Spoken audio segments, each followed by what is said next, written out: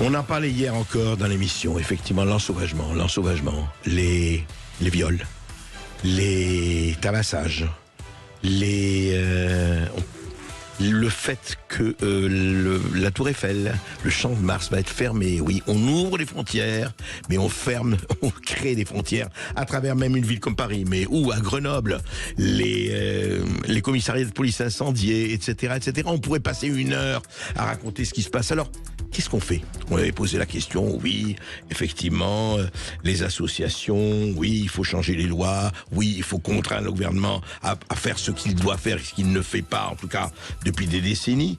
Et puis, il y a peut-être autre chose. Et vous, Lisa Kamenersig, bonjour.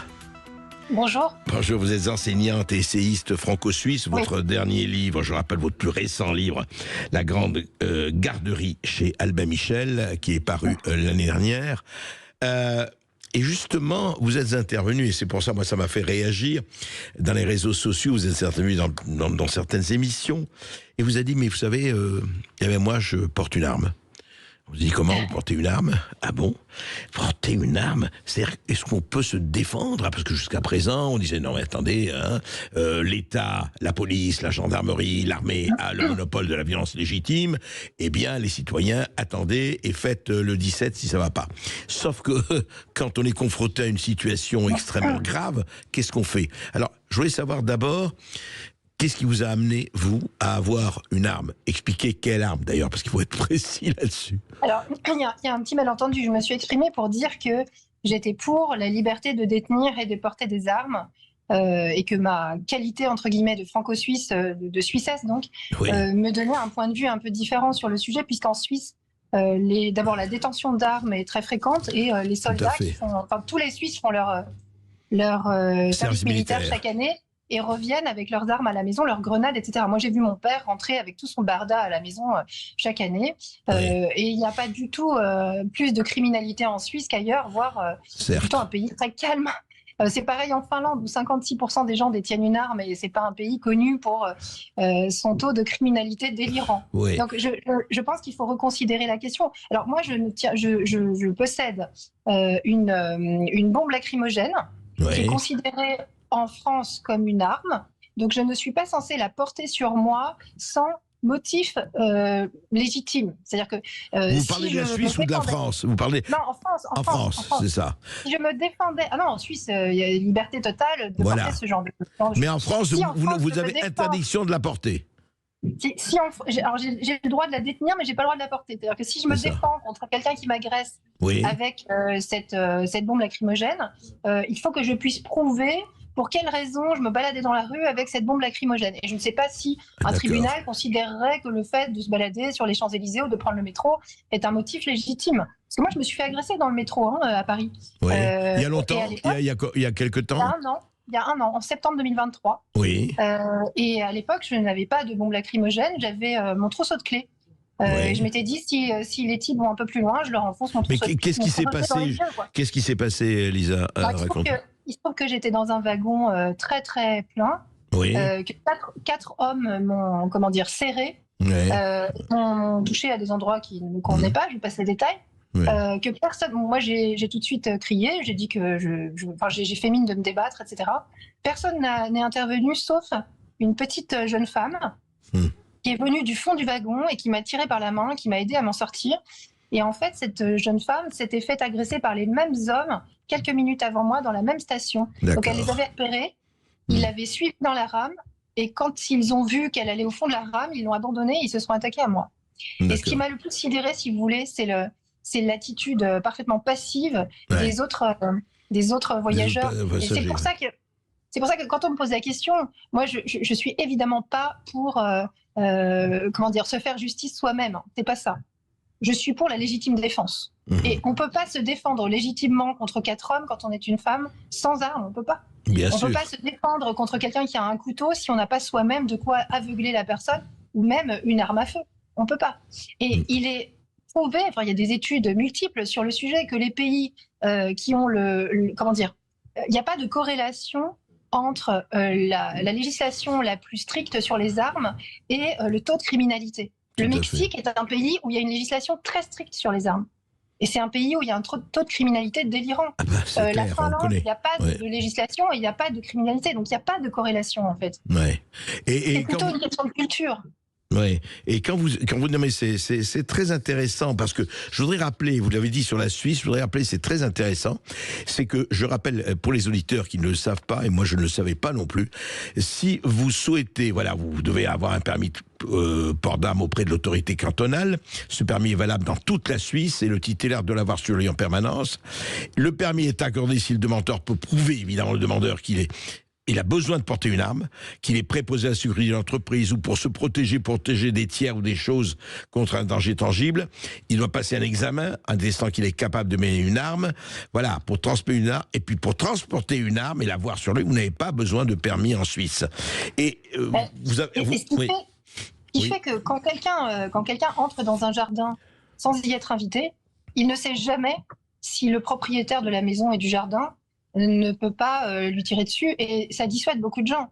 Je pense aujourd'hui, quand on agresse une femme en France ou quand on rentre, quand il y a une effraction du homejacking et ce genre de choses, les gens savent bien, les cambrioleurs et les racailles qui font ça, il faut les nommer par leur nom, savent bien qu'il y a très peu de risques que la personne soit armée, puisque c'est interdit pour le commun des mortels. C'est interdit pour les bons citoyens. Et du coup, qui a des armes ?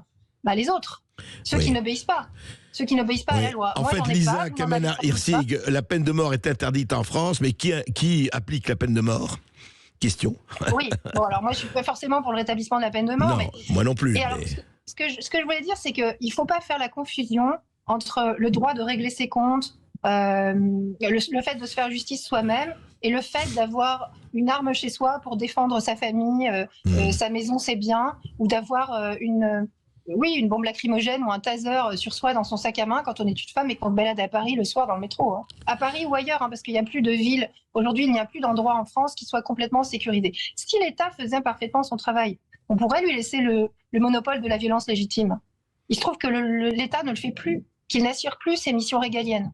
Donc, il n'assure plus ses missions régaliennes. Moi, j'ai pas envie de mourir parce que l'État, le pays dans lequel je vis, ne me protège pas.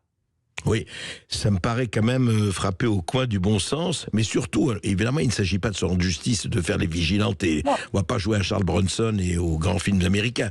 Le problème n'est pas là. Le problème, c'est que quand vous dites ça, c'est quand même intéressant. Vous avez été agressé dans le métro, mais est-ce qu'il faut attendre qu'on vous tabasse pour que vous réagissiez ? Il est là le problème. Moi, ce qui me fascine, c'est qu'il dit il faut que vous soyez déjà dans un risque énorme. Mais je vous rappelle quand même quelque chose. Vous savez qu'il y a eu plusieurs cas en France, je ne sais pas s'il y a eu ailleurs, où il y a des cambrioleurs qui sont entrés dans une maison. Le propriétaire avait fait des arts martiaux, donc il a fait fuir 2 d'entre eux. Il a arrêté là en attendant, en appelant la police et en attendant que la police vienne. Eh bien, il a été puni pour séquestration. Il a été sanctionné pour séquestrer son propre cambrioleur. Pas mal, ça. Vous êtes d'accord que c'est le monde à l'envers, quand même ? Eh oui. Le monde à l'envers. Moi, je pense qu'il faut former les gens. Les femmes et les hommes, pas que les femmes. Bien sûr. Il faut former les gens dès le plus jeune âge, je dirais à l'adolescence.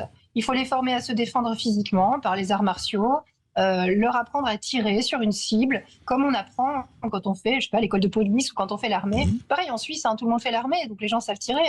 Ma mère a fait l'armée. Hommes et femmes Alors, c'est pas obligatoire pour les femmes, il y a beaucoup de femmes qui le font, mais il y a des pays où c'est obligatoire pour les femmes, mais je vois pas pourquoi on n'apprendrait pas aux femmes à tirer sur une cible. Il s'agit pas d'aller, encore une fois, il s'agit pas d'aller faire le cow-boy. Il s'agit de savoir se défendre le jour où on est agressé. De pas être la victime parfaite, juste parce qu'un État a décrété que c'était lui qui avait le monopole de la violence légitime. La violence est légitime quand on vous agresse, c'est tout. Mais c'est ça. Et effectivement, on se demande si un jour le problème sera abordé en France ou pas, parce que pour le moment, on en parle, mais du point de vue législatif et autres, il n'y a pas un mot. Et puis c'est tout de suite assimilé. Alors moi, quand je dis ça, on me dit oui, mais t'es pour l'américanisation de la société. On pense que je suis le porte-parole d'associations, de lobbies. Je tiens à préciser que je ne parle qu'en mon nom. Et que par ailleurs, je pensais la même chose avant de me faire agresser. C'est pas suite à mon agression, j'ai pas changé d'avis. Je pensais déjà ça avant. Et surtout, je ne suis pas le porte-parole de qui que ce soit. Non, vous réagissez en tant que citoyenne et puis vous réagissez en tant que. Et je pense qu'il y a beaucoup de personnes, beaucoup de femmes en particulier, qui pensent la même chose que moi, qui seraient ravies de pouvoir porter un taser, par exemple. Même le taser est interdit, c'est pas une arme létale. Il se trouve que, je sais pas quoi, il y a 10 ans, quelqu'un a fait une crise cardiaque après avoir été touché par... Oui, voilà. Non, mais le problème, vous l'avez dit, le vrai problème, c'est que tant que les gens pensent qu'il y a une impunité absolue, qu'il y a un certain nombre de gens, quels qu'ils soient, pensent qu'il y a une unité absolue à pouvoir agresser, ils vont le faire. La nature a horreur du vide. C'est pas nouveau. C'est sûr. Voilà. C'est sûr. Et quand vous mettez à 4 hommes pour attaquer une femme seule, ou même un homme seul contre une vieille dame, ou même un homme seul armé contre un autre homme, le combat est parfaitement inégal. Hein. C'est les Américains qui parlent, je crois, je sais plus, de la Winchester, je crois, qui dit qu'elle égalise. Oui, oui, celui qui a le couteau, disait Clint Eastwood. Je crois que nous avons un auditeur. Qui nous appelle de Montpellier. Oui, Abdelkarim, bonjour. Oui, bonjour Monsieur Bercos. Bonjour. Et, bonjour à toute l'équipe de Sud Radio et merci de m'avoir donné la parole. Pour je vous en prie. Voilà. Donc j'appelais justement par rapport à l'insécurité. Et moi, je suis vraiment bouleversé par rapport à tout ce qui se passe et ce que je vois en France.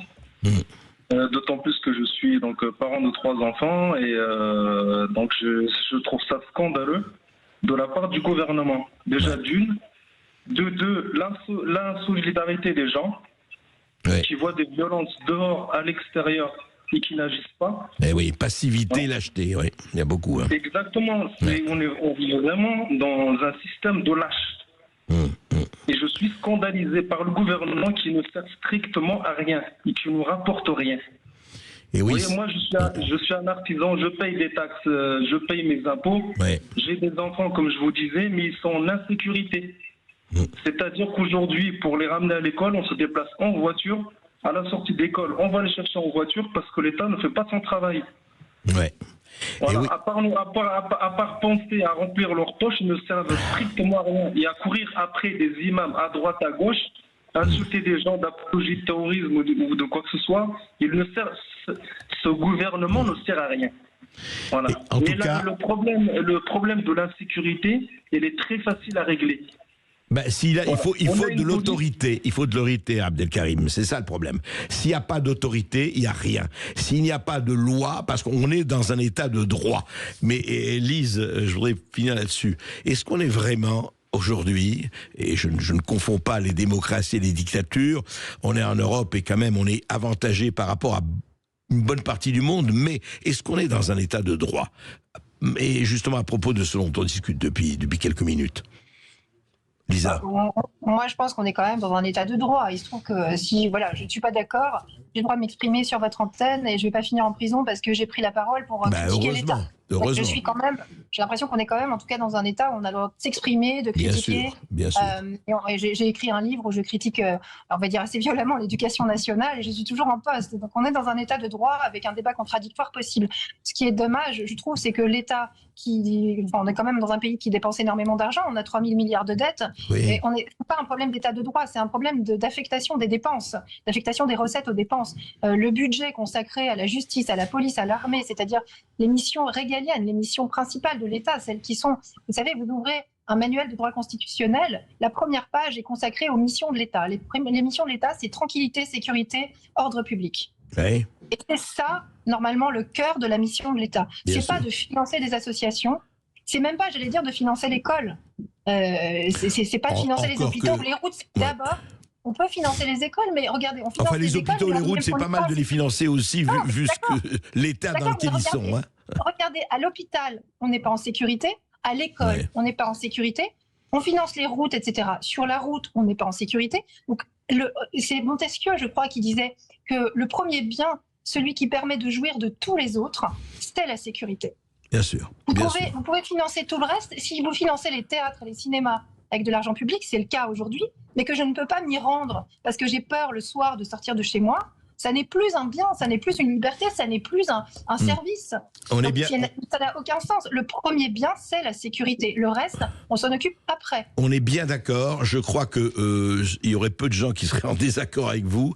Le problème, c'est que les presses qui nous gouvernent ou qui nous gouvernaient, ça n'a rien à faire avec la politique, droite, gauche et autres, le savent aussi bien que vous. Simplement, ce ne sont pas leurs priorités. Voilà, c'est tout, et on le sait. C'est beaucoup plus facile d'ouvrir une ligne de crédit, que de la fermer. Et oui. Et le problème en France, c'est qu'on a ouvert, il y a des postes qui ont été créés, des lignes de crédit, des directions dans tous les sens qui ont été créées au fil du Bien temps. sûr. Et qu'aujourd'hui, se passer de tout ça, ça signifie mettre un grand nombre de gens sur la touche. Lisa Kamenersig, c'est pas cher, c'est l'État qui paye, ne l'oubliez jamais. Oui, vous avez raison, c'est de l'argent gratuit. Merci. Merci à vous. Et vous pouvez continuer à réagir.